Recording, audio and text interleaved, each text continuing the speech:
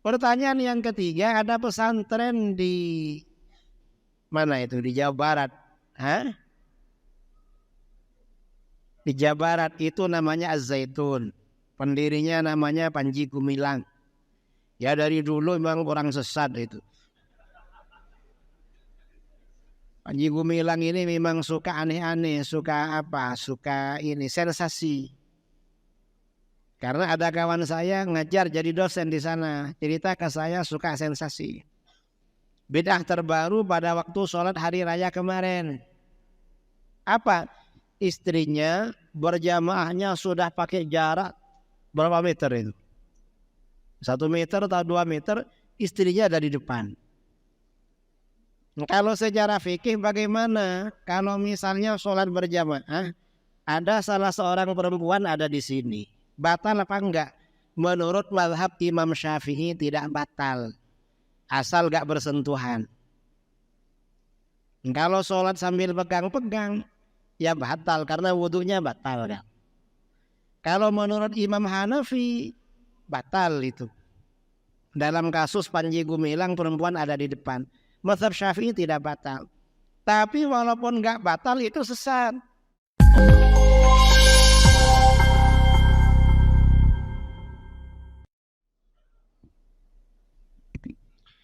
Baik Bapak Ibu yang dirahmati Allah Subhanahu wa taala, demikian tadi pembukaan. Ini baru pembukaan sudah panas ya. Jadi apalagi kalau ditambah nanti dengan pertanyaan-pertanyaan yang mudah-mudahan jamaah yang hadir sudah mempersiapkan pertanyaan yang akan ditanyakan ke guru kita. Jadi dari apa yang beliau sampaikan tidak meragukan lagi ya, kalau beliau ini memang singa aswajah ya, karena tak ada yang berani dari pembesar-pembesar Wahabi ini kalau diajak dialog sama beliau tak ada yang berani datang ya. Kalaupun ada beraninya paling koar-koar di YouTube ya, atau di sosial media saja. Kalau diajak ketemu langsung tak berani.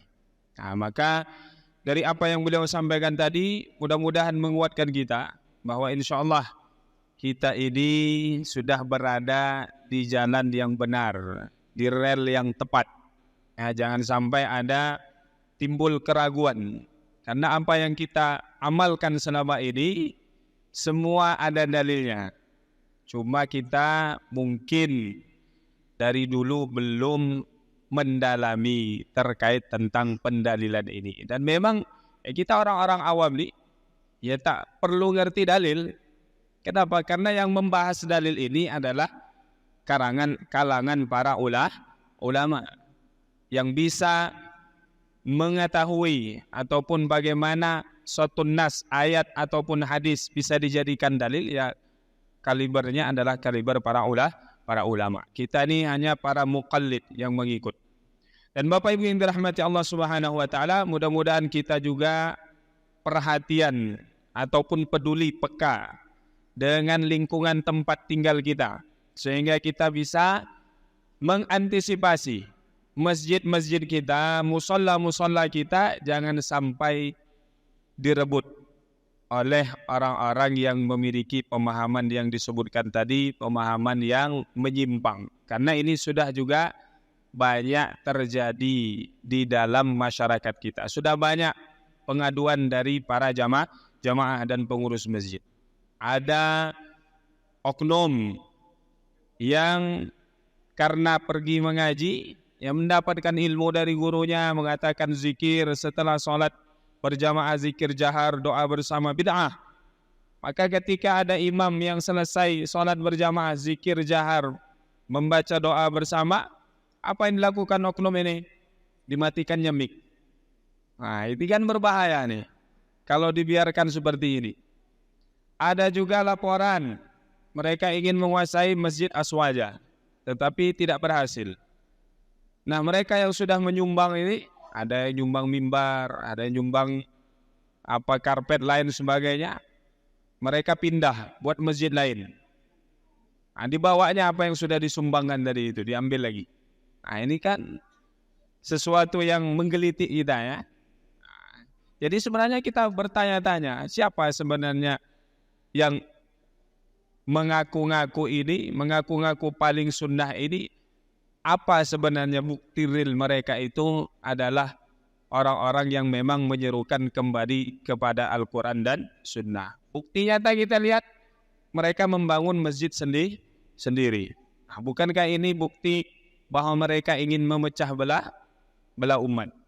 Ya, padahal masjid sudah ada. Kenapa tidak mau ikut bersama masyarakat yang sudah punya dan sudah membangun masjid? Baik, Bapak Ibu yang dirahmati Allah Subhanahu wa taala, kita lanjutkan ke sesi tanya jawab. Tadi itu kita memberi waktu jamaah untuk berpikir kira-kira apa pertanyaan yang mau ditanyakan ini. Kami persilahkan. Berapa penanya dulu nih? 3 mungkin ya. Ada 1 dari sini, 2 dari ibu-ibu 1. Ada pertanyaan?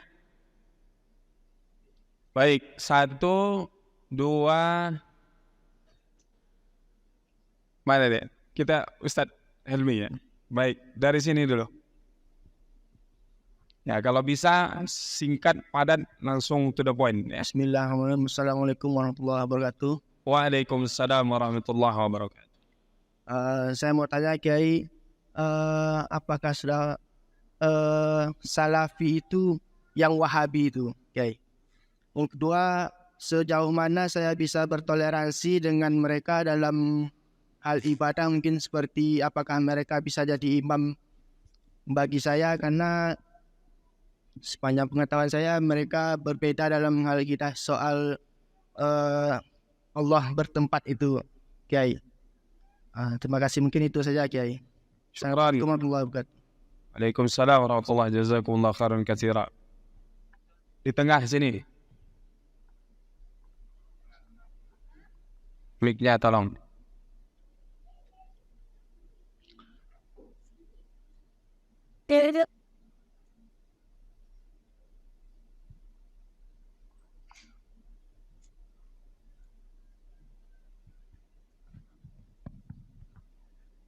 Bismillahirrahmanirrahim. Assalamualaikum warahmatullahi wabarakatuh. Waalaikumsalam warahmatullahi wabarakatuh. Izin Pak Kiai, akhir-akhir ini saya sering melihat ataupun ada berita ya di sosial media itu di satu daerah yang memang saat ini sedang menjadi pusat perhatian Pak Kiai, yaitu ada paham mengenai yang sangat menyimpang menurut saya. Dan itu salah satunya ada di daerah Jawa Barat. Mungkin Pak Kiai juga pernah mendengar ya Pak Kiai ya. Nah, semacam ada salah satu contoh yang disampaikan bahwa salah satu contoh adalah Indonesia adalah tanah yang suci. Tetapi beliau mengatakan bahwa beliau ini ketua pimpinan pondok pesantren, bahwa karena Indonesia tanah yang suci, jadi kita tidak wajib untuk ke Mekah. Nah, dan mungkin banyak paham-paham yang lain Pak Haji di salah satu pondok pesantren di Jawa Barat itu. Nah, bagaimana menurut pandangan Pak Kiai? Menurut saya pribadi ini sangat menyimpang dan berbahaya bagi anak-anak ya, khususnya anak-anak yang seumuran masih SD SMP, karena ini terus akan menjadi perbincangan yang luar biasa gitu. Bagaimana mungkin solusi terhadap kami sebagai orang tua menyampaikan kepada anak-anak bahwa ini adalah pemahaman yang menyimpang. Terima kasih Pak Kiai. Baik, selanjutnya penanya yang ketiga, Ustadz Helmi. Fadhal. Bismillahirrahmanirrahim. Assalamualaikum warahmatullahi wabarakatuh. Sama-sama kita muliakan Kiai Muhammad Idris Ramli. Semoga Allah menjaga beliau. Kami Kiai ada beberapa muzakarah membaca kitab Al-Jamiah fil Mizan. Ini tentang varian-varian Wahabi yang berada di Saudi. Ini ditulis oleh mantan Salafi lah. Nama beliau Dr. Misari Said Al-Matrafi. Di sini beliau menulis tentang sejarah munculnya awal varian-varian dari Salafi atau Wahabi ini. Mulainya dari Perang Teluk, ketika terjadi perang Teluk, maka ulama-ulama Salafi atau Wahabi mereka ikhtilaf tentang apakah boleh memerangi umat Islam dengan meminta bantuan senjata dari non-Muslim. Maka yang membolehkan dan mengkafirkan yang tidak membolehkan. Maka disinilah awalnya.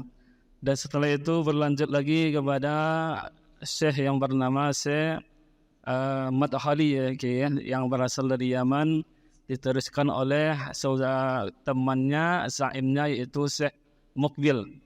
Dan ternyata Salafi atau Wahabi yang berada di Indonesia ini juga seperti itu. Mereka pun nampaknya di media berbicara tentang akidah, mereka bersatu.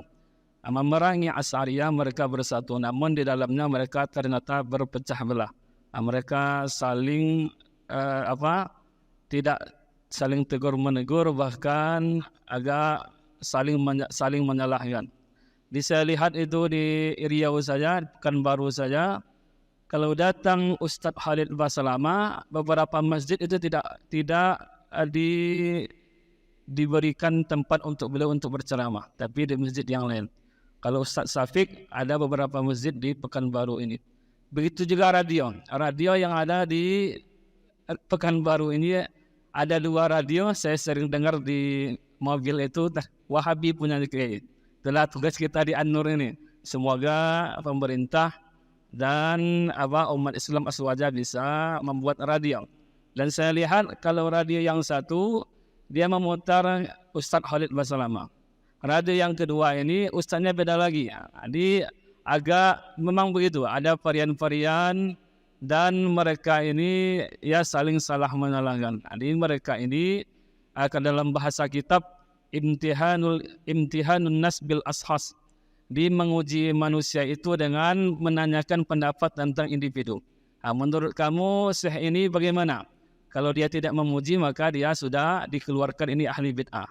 Jadi begitulah kondisi internal mereka. Jadi kita tidak perlu takut, kita perkuatkan akidah kita perkuatkan kajian-kajian kita. Insya Allah dengan persatuan itu kita bisa mengalahkan mereka. Jadi saya hanya menyampaikan informasi, saya minta tanggapan dari Kiai. Demikian, Assalamualaikum warahmatullahi wabarakatuh. Waalaikumsalam warahmatullahi wabarakatuh. Baik, selanjutnya kita serahkan kepada Kiai untuk menjawab beberapa pertanyaan tadi yang sudah kami catat. Yang pertama tentang apakah Salafi itu sama dengan Wahabi. Kemudian bagaimana bertoleransi dengan mereka ini, yang diantaranya adalah menjadi makmum. Kalau mereka yang menjadi imam, ya bagaimana kita bermakmum dengan mereka. Kemudian penyimpangan salah satu pondok pesantren atau mungkin dikatakan pimpinannya, yang mungkin sama-sama kita tahu beritanya viral ya, dan tentu guru kita juga mengikuti perkembangan ini. Kemudian yang ditambahkan tadi dari Ustadz Herbi tentang varian daripada kelompok Salafi ataupun kelompok Wahabi ini. Jadi mereka juga tidak satu kata ya. Jadi mereka juga kalau kata salah seorang ustadz mereka cakar-cakaran juga ya. Jadi inilah beberapa pertanyaan dari rekan-rekan kita. Waktu dan tempat kami persilakan untuk Kiai menjawabnya. Terima kasih ya. Salafi yang kita bicarakan itu maksudnya Wahabi. Dan Wahabi dengan Salafi itu tidak ada bedanya. Maksudnya Salafi yang sekarang ini, maksudnya Salafi Wahabi itu. Wahabi ini pada awalnya dulu bangga dengan nama Wahabi.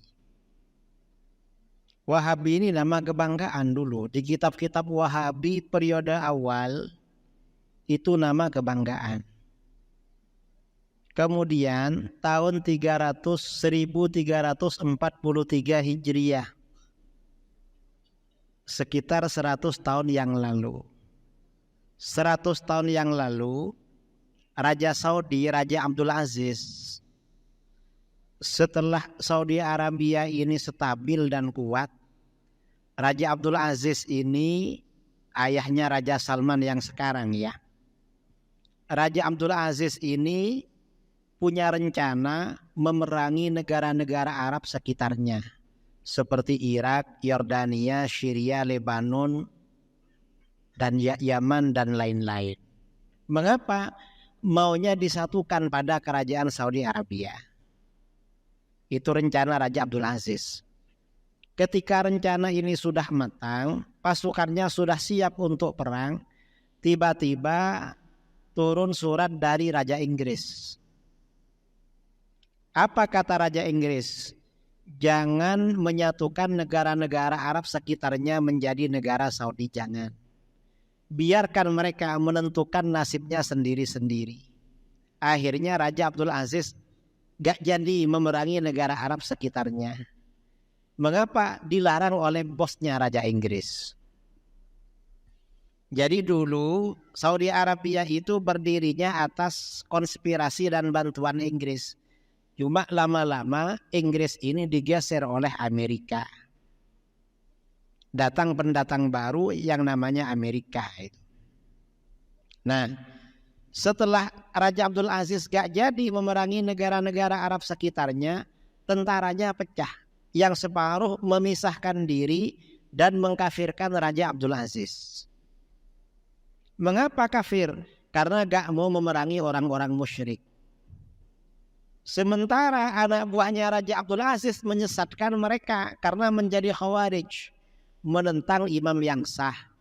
Akhirnya Raja Abdul Aziz berperang, mantan anak buahnya atas bantuan Inggris dibantai mereka. Dari situ nama Wahabi akhirnya menjadi buruk citranya.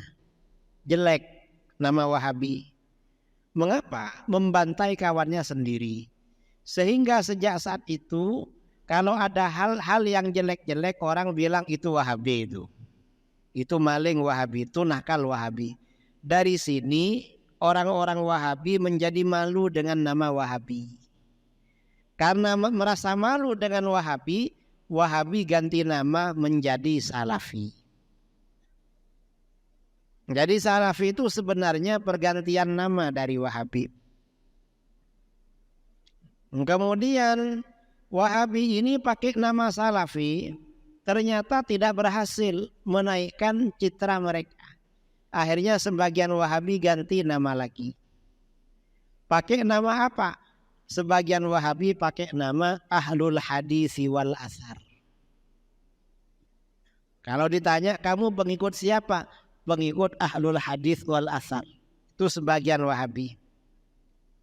Jadi mereka ini memang suka ganti-ganti nama. Namanya sendiri yang sudah dibikin oleh bapaknya itu diganti itu. Ini Wahabi. Jadi Wahabi ya Salafi itu. Ya Wahabi mengaku Salafi, pengakuan mereka. Kalau menurut kita Salafinya Wahabi itu singkatan. Apa? Salafi itu artinya salah fikir. Orang-orang yang salah mikir ya Wahabi itu. Ini pertanyaan yang pertama ya tentang sejarah ringkas Wahabi. Yang kedua, pertanyaan yang kedua. Toleransi dengan Wahabi. Kata para ulama, bersahabat dengan orang-orang di luar Ahlus Sunnah. Bersahabat ya, bersahabat. Kalau persahabatan itu secara zahir saja itu hukumnya makruh. Secara zahir artinya bagaimana? Jumpa, menyapa, basa-basi itu makruh itu. Kalau persahabatannya secara zahir. Kalau persahabatan secara batin sampai saling curhat, saling tahu rahasia, itu hukumnya haram. Yang bagus itu ya cuekin aja Wahabi itu. Harusnya begitu. Karena kita basa-basi makruh itu. Kalau baik betul malah haram itu. Kira-kira pilih makruh, pilih haram itu. Jadi begitu. Nah, kalau masalah berjamaah kepada Wahabi, hukumnya bagaimana? Hukumnya sah, tetapi makruh. Kalau makruh, kalau misalnya gak ada imam lagi kecuali imam Wahabi, Apa bermakmum, apa sholat sendiri? Ulama kita khilaf. Sebagian ada yang bilang sebaiknya bermakmum, karena gak ada lagi. Sebagian ada yang bilang sebaiknya sholat sendiri, karena bermakmum sama dia agak nambah pahala. Justru pahalanya defisit, ngurangin pahala katanya. Jadi khilaf masalah ini. Ini masalah toleransi ya. Dan saudara-saudara, terutama yang belum menikah, kalau mau menikah, cari wanita yang aswaja. Kalau Wahabi jangan, nanti gak harmonis dalam rumah tangga itu. Karena ada kawan saya, alumni Azhar ya, menikah dengan orang yang agak Wahabi. Ya ternyata ya memang tidak begitu ini, sering mengeluh. Dan khawatir nanti saudara kalah sama istrinya. Kalau kalah malah suaminya ikut Wahabi. Di dalam Sahih Bukhari itu Imam Bukhari punya guru ya. Salah satu guru beliau ke atas, namanya Imam Imran bin Hittan. Imran bin Hittan ini asalnya orang Ahlus Sunnah, tapi kemudian menjadi Khawarij. Mengapa menjadi Khawarij? Ada gadis Khawarij orangnya cantik. Beliau tidak ganteng, dilamar oleh beliau, cuma beliau alim. Oleh kawan-kawannya diingatkan, Buya atau Ustadz jangan lamar itu Khawarij, nanti Buya terpengaruh. Kata beliau, saya aswajakan katanya. Saya aja aswajah. Akhirnya ngelamar sama Khawarij. Ternyata bagaimana? Bukan beliau yang mengaswajakan istrinya, malah beliau menjadi Khawarij. Itu Imam Imran bin Hittan. Khawarij karena pengaruh istrinya. Jadi begitu ya. Ini pertanyaan yang kedua. Kalau toleransi ada. Cuma ada beberapa hal Wahabi itu gak masalah dengan kita. Apa? Mereka boleh sholat di masjid kita. Dan kalau mereka mati boleh dikubur di kuburan kita. Karena sama-sama muslim. Jadi gak masalah itu. Ini masalah tadi. Pertanyaan yang ketiga, ada pesantren di mana itu? Di Jawa Barat. Hah? Di Jawa Barat itu namanya Az-Zaitun. Pendirinya namanya Panji Gumilang. Ya dari dulu memang orang sesat itu. Panji Gumilang ini memang suka aneh-aneh, suka sensasi. Karena ada kawan saya ngajar jadi dosen di sana, cerita ke saya suka sensasi. Bid'ah terbaru pada waktu sholat hari raya kemarin. Apa? Istrinya berjamaahnya sudah pakai jarak berapa meter itu? 1 meter atau 2 meter, istrinya ada di depan. Kalau secara fikih bagaimana? Kalau misalnya sholat berjamaah, ada salah seorang perempuan ada di sini, batal apa enggak? Menurut mazhab Imam Syafi'i tidak batal, asal enggak bersentuhan. Kalau sholat sambil pegang-pegang, ya batal karena wudhunya batal kan. Kalau menurut Imam Hanafi batal itu. Dalam kasus Panji Gumilang perempuan ada di depan. Mazhab Syafi'i tidak batal. Tapi walaupun enggak batal itu sesat. Bid'ah sesat. Mengapa bid'ah sesat? Karena di dalam hadis aturan as-shaf itu khairu sufufir, sabda Rasulullah SAW, khairu sufufir rijal awwaluha wa syarruha akhiruha. Sebaik-baik as-shaf laki-laki dalam sholat itu di depan. Yang di belakang yang paling jelek. Itu shafnya laki-laki. Kalau perempuan sebaliknya, wa khairu sufufin nisa akhiruha. Kalau shaf perempuan yang paling baik yang di belakang. Wa syarruha awwaluha, as-shaf perempuan yang paling jelek yang di depan. Mengapa? Karena di depan jumpa laki-laki di depannya, yang laki-laki jumpa perempuan di belakangnya. Makanya paling jelek. Yang baik yang di belakang. Itu aturannya. Nah kalau ada perempuan ada di soft paling depan ya, di belakangnya laki-laki itu jelek. Gimana kalau perempuan ada di depan di belakang imam? Kan tambah jelek itu.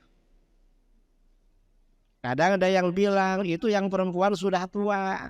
Itu tua menurut yang muda. Bagi yang seusia oke-oke aja itu.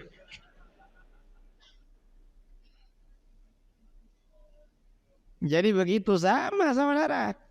Ini diantara ajarannya ya, ajarannya Az-Zaitun. Kemudian katanya di sana, ini dari orang-orang yang ngasih informasi. Kalau sholat Jumat, di sana itu di bagian depan ada beberapa kursi menghadap jamaah. Ustadz-ustadznya waktu khutbah duduk di situ. Kayak tabligh akbar ada VIP duduk di depan begitu. Itu khutbah Jumat. Dan itu gak ada juga di dalam kitab-kitab fikih ngarang mereka.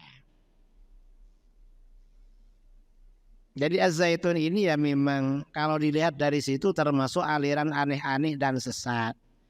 Karenanya saudara-saudara perlu diingatkan kalau punya tetangga, punya kawan, saudara jangan masuk di situ, bahaya itu. Sangat bahaya. Ya karena aliran sesat itu. Ini pertanyaan yang ketiga. Pertanyaan yang keempat, sesama Wahabi saling cakar-cakaran, saling mengkafirkan. Betul, bukan cuma saling mengkafirkan, bahkan saling bunuh-membunuh saudara. Kan tadi saya ceritakan itu. Sampai sekarang seperti itu. Ustadz-ustadz yang ada di Raja itu musuhan dengan yang ada di luar Raja. Saya punya kawan ya, orang Wahabi, pimpinan Wahabi di Indonesia. Dia bilang sama saya, Gus, sampean mau ceramah di Raja? Kalau saya siap. Cuma mereka siap apa enggak? Tapi antum kan Wahabi, kenapa enggak ceramah di sana? Saya ini walaupun Wahabi enggak boleh, Gus, katanya, dimusuhi. Sesama Wahabi dimusuhi. Apalagi kita itu. Di aliran sesat memang di internal mereka saling menyesatkan. Dan itu sudah maklum itu. Karenanya kelompok Wahabi ini di Indonesia gak bisa dihitung jumlahnya, banyak saudara. Faksi-faksi Wahabi. Di Riau aja antara Wahabi kelompok Kampar dengan kelompok Pekanbaru. Pekanbaru apa Garuda Sakti? Pekanbaru ya. Itu kabarnya beda itu. Ya artinya ya berantem begitu. Padahal sama-sama Wahabi. Karenanya Wahabi ini bukan Ahlus Sunnah wal Jamaah. Sesama mereka berantem. Karena Ahlus Sunnah wal Jamaah itu harus menjaga kebersamaan. Mereka agak menjaga kekompakan kebersamaan. Berarti ya bukan Ahlus Sunnah wal Jamaah itu. Wallahu a'lam. Baik. Itu tadi jawaban untuk sesi pertama. Bagaimana kita buka lagi sesi kedua? Masih ada yang mau bertanya? Masih ada. Gimana Ki? Baik. Kita buka 3 penanya lagi ya. Kalau ada yang dari ibu-ibu, 1 penanya. Ada? Ibu-ibunya masih malu-malu ya. Baik. Dari ikhwan. Yang belakang itu ya, kita ambil 1. Yang di tengah 1. Sebelah sini kiri 1 ya. Silakan. Ya seperti tadi, mudah-mudahan bertanyanya bisa disingkat pertanyaannya telepon. Nih tengah sini ada.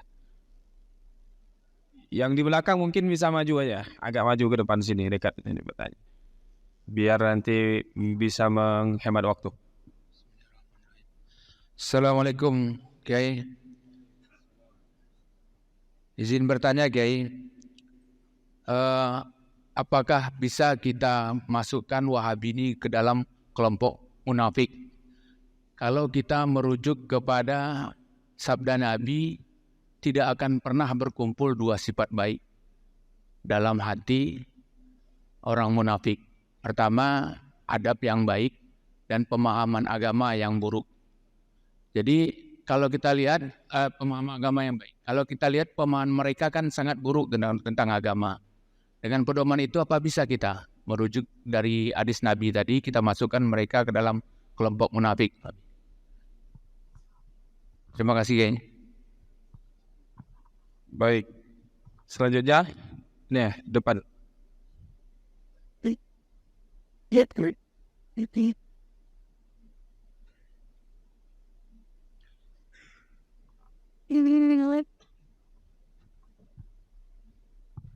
Bismillahirrahmanirrahim. Assalamualaikum warahmatullahi wabarakatuh. Waalaikumsalam warahmatullahi wabarakatuh. Izin bertanya Kiai. Langsung saja di sini pertanyaan saya ada dua. Yang pertama, sudah banyak kita ketahui bahwasanya di dalam sosial media yang baru viral belakangan ini, nama beliau Ustadz Riyad bin Badar. Jadi beliau di sini yang menyimpang ya tentang kalimat Allah. Kita ketahui bahwasanya ahli tasawuf, ahli zikir di negeri kita ini, bahwasanya mereka menggunakan zikir yaitu dengan kalimat Allah. Tapi menurut Ustadz Riyad di sini bahwasanya kalimat Allah itu bukan zikir, kecuali disambung dengan kalimat-kalimat yang lain, misalnya Subhanallah, Allahu Akbar. Lalu yang menyimpang di sini Kiai, dia mengatakan kalimat Allah ini bukan zikir. Kita bilang Allah tidak berpahala katanya, karena Allah bukan zikir katanya. Yang kedua Kiai, ketika kita menyampaikan ayat mutasyabihat, apakah kita harus menyampaikannya dengan tafwid atau takwil Kiai? Terima kasih. Assalamualaikum warahmatullahi wabarakatuh. Warahmatullahi wabarakatuh. Baik, silakan penanya selanjutnya. Bismillahirrahmanirrahim. Assalamualaikum warahmatullahi wabarakatuh. Assalamualaikum warahmatullahi wabarakatuh. Izin bertanya Kiai, saya seorang mahasiswa Kiai. Jadi untuk memenuhi kebutuhan hidup, saya seorang perantau dari Sumbar, Sumatera Barat. Jadi saya tinggal di sebuah masjid di Air Hitam. Nah, sebelum saya masuk ke masjid itu, saya mendengar dari kawan-kawan saya yang tinggal di sebuah masjid itu awalnya bukan Wahabi, bukan disinyalir Wahabi dan tidak terpengaruh Wahabi. Namun setelah beberapa akhir-akhir ini masuknya Wahabi ke masjid tersebut, dan saya sebagai takmir di situ atau sebagai marbot di situ. Namun dari beberapa tanggapan sikap dari Wahabi tersebut, mereka tidak terlalu mempermasalahkan saya membaca zikir jahar. Namun ketika saya imam salat subuh atau salat subuh ya, membaca kunut, mereka tu tidak mau mengangkat tangan mereka untuk itu. Apakah pandangan kita sebagai ahlus sunnah terhadap polemik yang mereka perbuat ketika tidak mau mengangkat tangan ketika kita baca kunut? Apakah mereka itu tidak memfasah salatnya gitu? Mungkin itu saja Kiai.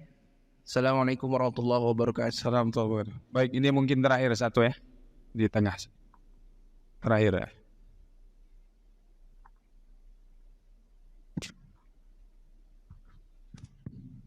Assalamualaikum warahmatullahi wabarakatuh. Assalamualaikum warahmatullahi wabarakatuh. Izin bertanya Pak Yai. Yang pertama, bagaimana cara kita mengcounter tentang tauhid yang senantiasa digaungkan orang Wahabi mengenai uluhiyah, rububiyah, dan asma sifat, yang sampai mereka menyamakan sifat-sifat Allah dengan sifat makhluk, seperti mengatakan Allah da'i, Allah bertempat, atau Allah mempunyai tangan. Terima kasih Kiai. Assalamualaikum warahmatullahi wabarakatuh.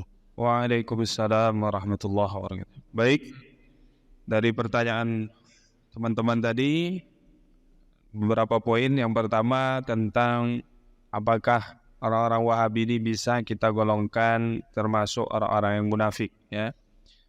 Kemudian ada ustadz yang lagi viral yang menyampaikan bahwasannya lafaz Allah itu bukan zikir. Jadi bagaimana tanggapan Kiai? Jadi sekarang ini yang viral ini banyaknya yang nyeleneh ya. Nah, jadi dalam pepatah memang disebut seperti itu. Bul ala zamzam fatu arab. Kencingnya air zam-zam itu maka kau akan viral. Maknanya buat kelaku yang tidak semestinya ya. Kemudian tentang ayat-ayat mutasyabih, bagaimana sifat kita? Apakah kita menggunakan tafwid atau dengan metode takwil?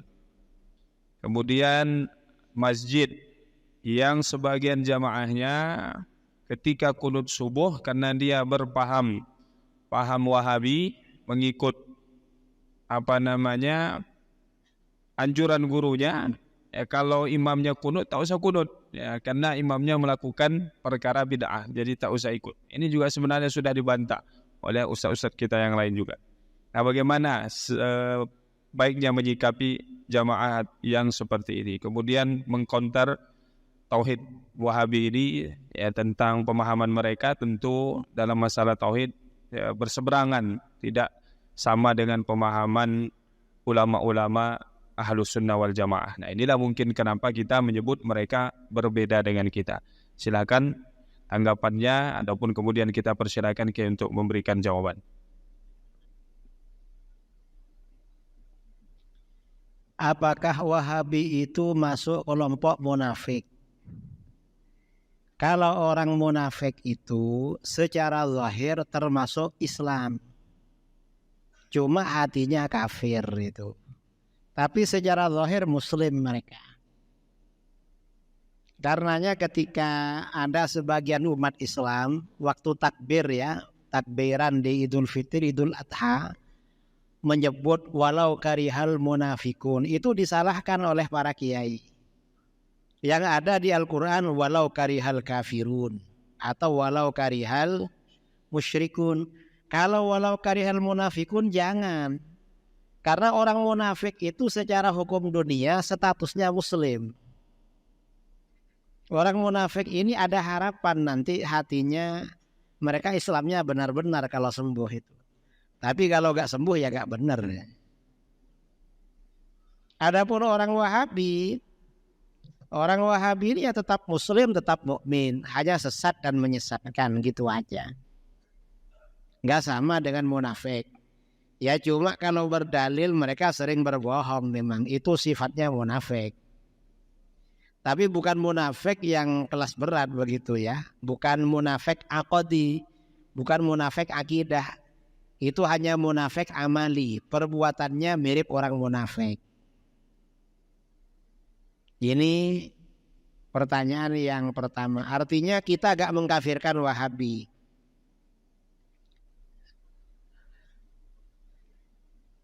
Berzikir hanya dengan lafaz Allah saja. Ini orang-orang Wahabi melarang. Misalnya Allah, katanya bukan zikir. Kalau menurut kita zikir. Mengapa zikir? Itu perintah Al-Quran. Di dalam Al-Quran, wadhkurisma rabbik, sebut nama Tuhanmu. Ini kan cuma perintah menyebut nama Tuhan. Nama Tuhan kita siapa? Kan Allah, berarti melaksanakan perintah ini. Allah, Allah. Ya melaksanakan perintah Al-Quran. Atau kalau di dalam hadis riwayat Muslim, la taqumus sa'ah hatta la yuqala fil ardi Allah, Allah. Tidak akan terjadi kiamat sehingga di muka bumi tidak dikatakan Allah, Allah. Artinya berzikir Allah, Allah itu ada dasarnya. Yang bilang gak ada dasarnya ya Wahabi itu. Wahabi, jadi gak perlu didengar itu. Nomor 3. Ayat mutasyabihat itu takwil atau tafwid? Ya antara takwil dan tafwid. Kalau bukan takwil ya tafwid, kalau bukan tafwid ya takwil. Terserah. Kalau kira-kira orang itu terjerumus dalam tajsim, menjasmanikan Allah atau menyerupakan Allah dengan makhluk, ada baiknya disampaikan riwayat-riwayat takwil. Tapi kalau masyarakat itu aman dari menyerupakan Allah dengan makhluk, dan aman bahwa Allah itu menyerupai makhluk atau bertempat, maka sebaiknya tafwid kata ulama itu. Karena takwil itu ibaratnya obat. Obat itu dipakai ketika kita sakit. Kalau gak sakit jangan minum obat. Nanti waktu sakit dikasih obat akhirnya gak mempan obatnya. Karena dah menyatu dengan dirinya. Ini pertanyaan selanjutnya. Nah orang-orang Wahabi itu kadang bermakmum di masjid kita sholat subuh. Lalu ketika imam dan jamaah yang lain angkat tangan kunut, dia diam aja. Betul. Kira-kira kalau saudara ada jamaah seperti itu di sampingnya, jengkel apa gak jengkel? Jengkel. Berarti Wahabi ini gak punya akhlak saudara. Makanya kata ulama salaf, Abdullah bin Mas'ud, al-khilafu syarrun. Berbeda dengan imam dan orang-orang sekitar itu buruk, jelek. Dan Wahabi jelek perbuatannya memang. Hanya berbeda. Itu diriwayatkan ya dalam Sunan Abu Dawud. Jadi Rasulullah SAW, sahabat Abu Bakar dan Umar, ketika menunaikan ibadah haji pada waktu di Mina, sholat zuhur dan asar itu dikosor 2 rakaat. Nah, Sayyidina Utsman bin Affan pada awal-awal menjadi khalifah, ketika ibadah haji itu dikosor. Sholatnya dikosor. Tidak disempurnakan. Lama-lama setelah beberapa tahun, Sayyidina Utsman ini sholatnya ketika haji gak dikosor, itmam. Dikritik oleh sebagian sahabat, Abdullah bin Mas'ud. Gimana khalifah ini? Wong dari dulu kosor, sekarang gak kosor. Beliau itu gurundel gitu lah, apa namanya, protes. Tapi kemudian murid-muridnya tahu Abdullah bin Mas'ud kok itmam juga gak kosor. Gak kosor, akhirnya ditanya sama murid-muridnya, guru, dulu karena Sayyidina Utsman tidak mengkosor sholat, guru protes. Sekarang guru gak kosor juga, kenapa? Apa jawaban beliau? Kata beliau, al-khilafu syarrun. Berbeda dengan imam itu buruk sekali. Dan itu diamalkan, yang buruk-buruk yang amalkan Wahabi itu biasanya. Jadi ya namanya Wahabi lah. Ya gitu itu Wahabi. Kalau mengkantar tauhid rububiyah, uluhiyah, asma wa sifat, itu hukumnya wajib. Gimana cara mengkanternya? Ini banyak diterangkan ya dalam daurah para asatid. Kalau tauhid rububiyah dan uluhiyah Wahabi, ya, tauhid rububiyah dan uluhiyah Wahabi itu sumbernya dari mana? Itu tauhidnya Abu Jahal dan Abu Lahab. Itu tauhidnya Wahabi, tauhid rububiyahnya Wahabi. Mengapa? Karena dengan tauhid rububiyah, Wahabi itu punya kepentingan memuji-muji Abu Jahal dan Abu Lahab sebagai orang yang bertauhid. Karenanya di kitab-kitab Wahabi ketika berbicara tauhid rububiyah pasti ada pujian kepada orang musyrik. Ada kitab Wahabi modern namanya Kaifa Nafhamut Tauhid. Karangan ulama Wahabi namanya Muhammad bin Ahmad Bashmil. Ini oleh orang Wahabi dibagi-bagi gratis. Di kitab ini Kaifa Nafhamut Tauhid, bagaimana kita memahami tauhid. Dalam kitab ini halaman 16 ada bab Tauhidu Abi Jahlin wa Abi Lahabin. Bab ini penjelasan tentang tauhidnya Abu Jahal dan Abu Lahab. Artinya apa? Para ulama dari dulu hatta aliran sesat gak ada yang beranggapan Abu Jahal dan Abu Lahab orang yang bertauhid. Kecuali Wahabi. Artinya apa? Wahabi itu kalau menyebut ustadz-ustadz kita, misalnya Uwas atau ustadz yang lain dibilang ustadz syubhat. Kalau ustadznya mereka dibilang ustadz tauhid. Jawaban kita tauhid, tetapi tauhidnya Abu Jahal dan Abu Lahab. Itu ada di kitabnya saudara. Memuji-muji Abu Jahal dan Abu Lahab. Abu Jahal gak mau tawassul, Wahabi anti tawassul. Abu Jahal anti tabarruk, Wahabi anti tabarruk. Ya pokoknya ya Abu Jahal. Nah kalau tauhidul asma wa sifat itu sumbernya dari mana? Itu sumbernya dari Yahudi Mujassimah. tauhid asma wa sifat. Ini bantahan simpel terhadap ajaran Wahabi. Tauhid 3 Wahabi. Kalau menerangkan tauhid 3 Wahabi secara detil itu perlu waktu kira-kira 3 jam. Latar belakangnya bagaimana? Hubungannya dengan Ahlus Sunnah bagaimana? Itu tauhid Wahabi. Jadi memang ini masalah pokok ya, masalah pelik masalah ini. Dan gak boleh menerima tauhid Wahabi karena tauhid Wahabi salah memang. Jadi yang rububiyah itu mengambil dari Abu Jahal, Abu Lahab. Dan Wahabi ini menganggap umat Islam di luar Wahabi lebih syirik daripada Abu Jahal dan Abu Lahab.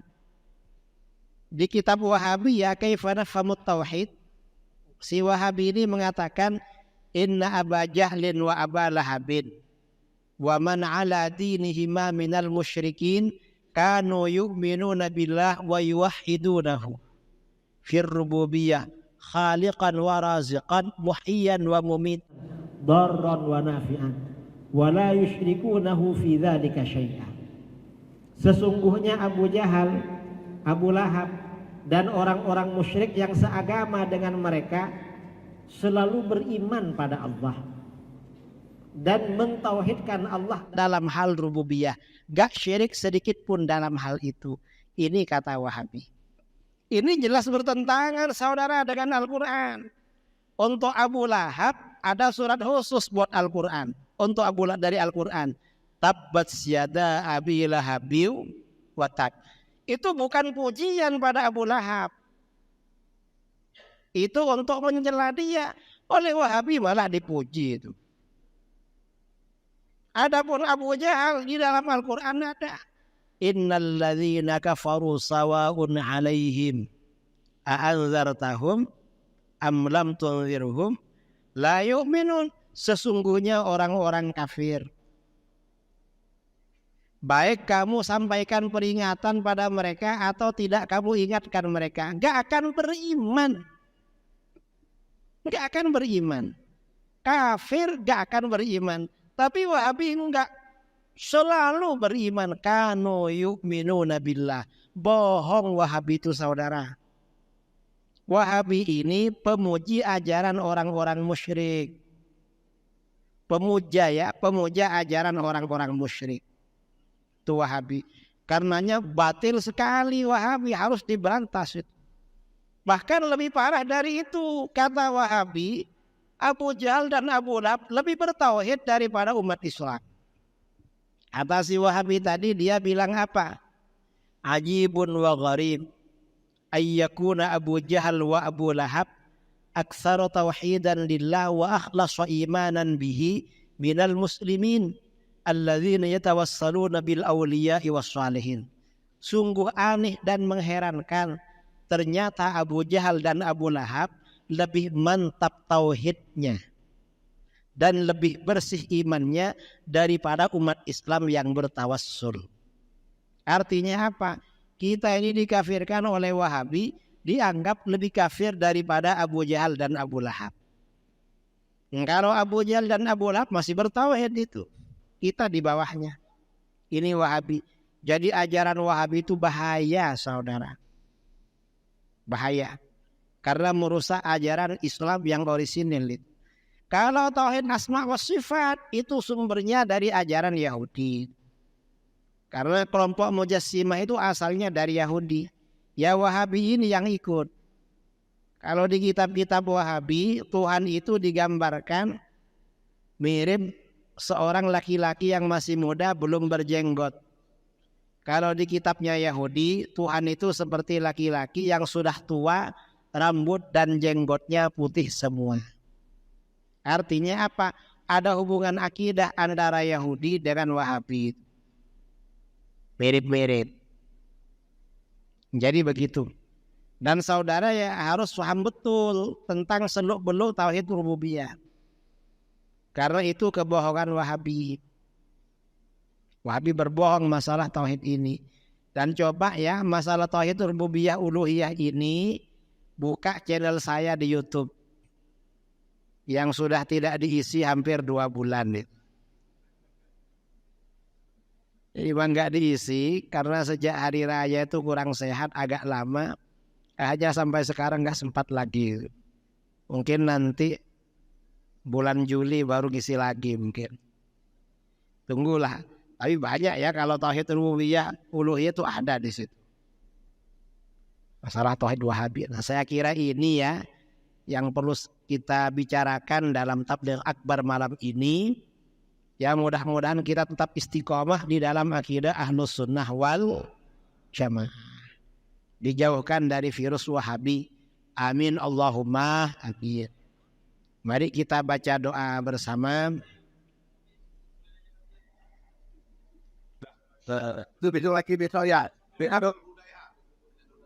Besok di Nurul Huda ya datang. Kalau mau tanya kalau ada waktu. Atau besok malam di mana? Abu Sabar ya, besok malam. Insya Allah besok malam pertanyaannya lebih panjang nih. Mari kita baca doa bersama. Bismillahirrahmanirrahim. Alhamdulillahi Rabbil Alamin. Hamdan yuwafi ni'amahu mazidah. Allahumma salli ala sayyidina Muhammadin salatan tunjina biha min jami'al ahwali wal afat. وتقضي لنا بها جميع الحاجات وتطهرنا بها من جميع السيئات وترفعنا بها عندك أعلى الدرجات وتبلغنا بها أقصى الغايات من جميع الخيرات في الحياة وبعد الممات وعلى آله وصحبه وسلم. اللهم آتنا في الدنيا حسنة وفي الآخرة حسنة وقنا عذاب النار. ربنا هب لنا من أزواجنا وذرياتنا قرة أعين واجعلنا للمتقين إماما. اللهم قسم لنا من خشيتك ما يحول بيننا وبين معصيتك ومن طاعتك ما تبلغنا به جنتك ومن اليقين ما تهون به علينا مصائب الدنيا. اللهم متعنا بأسماعنا وبصارنا وقوتنا ما أحييتنا واجعله الوارث منا واجعل ثأرنا على من ظلمنا وانصرنا على من عادانا ولا تجعل مصيبتنا في ديننا ولا تجعل الدنيا أكبر همنا ولا مبلغ علمنا ولا تسلط علينا من لا يرحمنا. اللهم زدنا ولا تنقصنا وأكرمنا ولا تهنا وأعطنا ولا تحرمنا وآثرنا ولا تؤثر علينا وأرضنا وارض عنا واغفر لنا ولوالدينا ومشايخنا ومعلمينا وأصحابنا وأحبابنا وذوي الحقوق علينا وللمسلمين والمسلمات والمؤمنين والمؤمنات الأحياء منهم والأموات. وصلى الله على سيدنا محمد النبي الأمي وعلى آله وصحبه وبارك وسلم تسليما كثيرا. سبحان ربك رب العزة عما يصفون وسلام على المرسلين والحمد لله رب العالمين. تقبل الله منكم. السلام عليكم ورحمة الله وبركاته.